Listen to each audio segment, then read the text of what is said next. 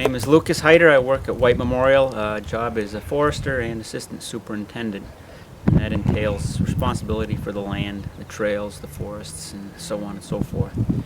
Right now I'm in the process of a forest inventory, which is trying to get an idea of what's out there, sampling the forest. And with that information, the idea of the trees, I can come up with a forest management plan. And the forest is broken down into compartments and then further into stands. And those are management units. And depending on how many trees there are and the condition of the forest, that helps decide the plan. And usually things are planned out well in advance, 10 to 15 years in advance, and we try to go systematically through the property and take a little piece every year to do a thinning.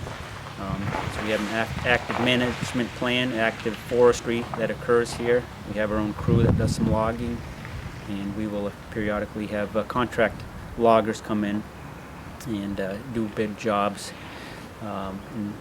Individual tree selection is how I mark the trees, decide which ones go and which ones stay. And with some of that, as you may see in this video, some are used on the property with a sawmill, and most of them we sell to a local sawmill or a log buyer. Thinnings that we do improve the forest, if you want to call it that. We can take out some of the diseased trees if things are have problems with insects that come in. We've had to do some red pine clearing with an insect that came in and attacked those.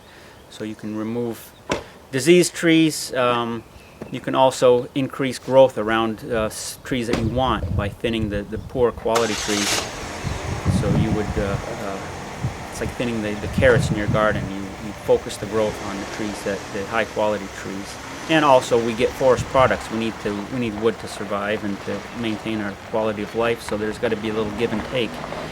We will take some from the forest, but you can manage the forest, take wood out of the forest, and still have a forest there, which is the basis of forest management. White started the forest. I think a lot of it was farmland that they had planted to pine, so 1913 was when this was established. So they started some of the forests then. There may have been some forests that were grown in farmlands. It was really a new forest at that point. But in the 40s through the 60s, there was a sawmill on the property, and they did maple syrup, firewood they sold. They tried a lot of different things with the forests, and that's progressed over time. And I believe in 1986 or in that ballpark, the active management plan and the inventories really started in earnest. And now we have a mature forest for most of the property that we're working with at this point.